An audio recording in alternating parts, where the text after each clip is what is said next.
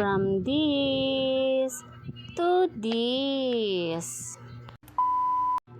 Nagpatulong na nga ako dyan kay Ate Gemma, assemblein nga itong bago naming salamin. Hindi na nga dyan ni Ate Gemma yung mga tornilyo kung wala nga bang kulang. At maigi na nga lang, wala nga kulang, may sobra pa nga. Siya nga din yung kasama ko nung pinick up ko nga din yan sa bayan. Sobrang bigat nga ng salamin na yan, kaya nga talagang hindi ko nga kakayanin kung ako nga lang mag-isa ang mag-a-assemble.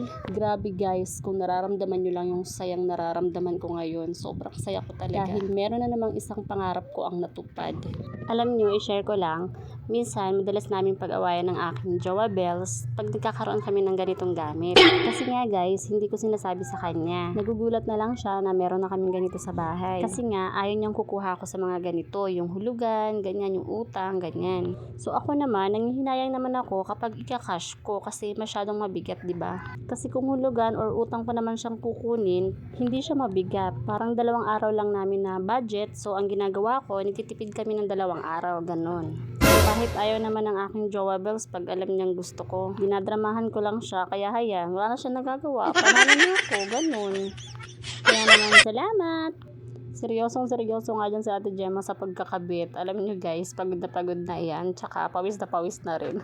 So kaya naman, pagkatapos ng mahabang oras, ayan, nagawa na rin namin. Tapos na. Di nga namin alam dyan kung saan nga namin ipopwesto nga tong salamin. Dahil nga maliit at masikip nga lang itong aming tinitirhan.